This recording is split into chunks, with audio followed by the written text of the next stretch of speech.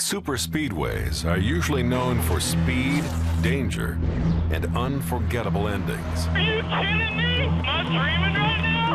Amen, brother. Amen. That's awesome. But for Wood Brothers Racing, May's Talladega race was one they'd like to forget.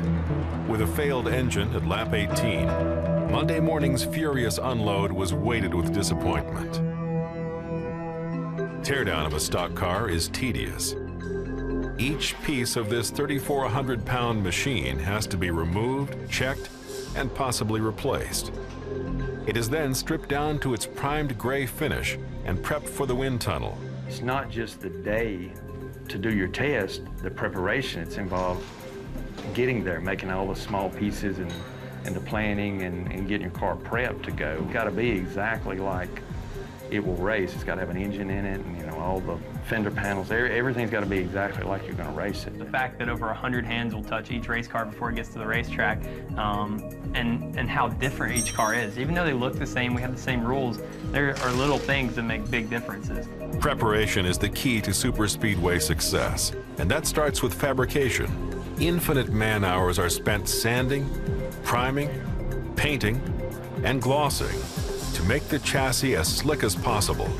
No corner rough, no decal raised. You try to make the car as slick as possible. You try to get the decals as thin as you can, and you know, a lot of guys now are just wrapping the cars and actually clearing them where you don't have any lines. On a super speedway, speed is where a race could be won or lost.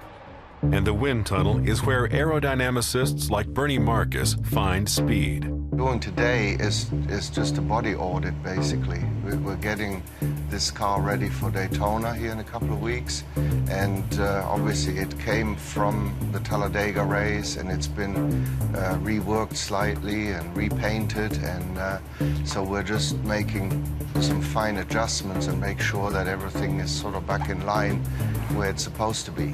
The wind tunnel uses air to measure attributes like drag and downforce, the keys to finding speed. Finding 3 to 4 horsepower isn't just the key to a faster race car. It can be the difference between finishing in victory lane and just finishing. Air is free. It's up to you to make it work for you. It costs a lot of money to go see what air is doing now, but it's still, the air is free.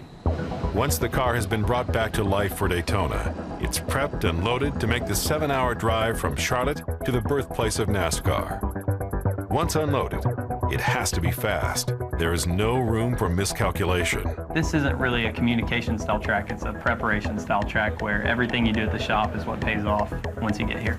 Even within the NASCAR standards, teams still look to find advantages. To go fast, you got to have everything right on the edge as far as what NASCAR looks at and then what we do. And they will take risks. Speed is the reward.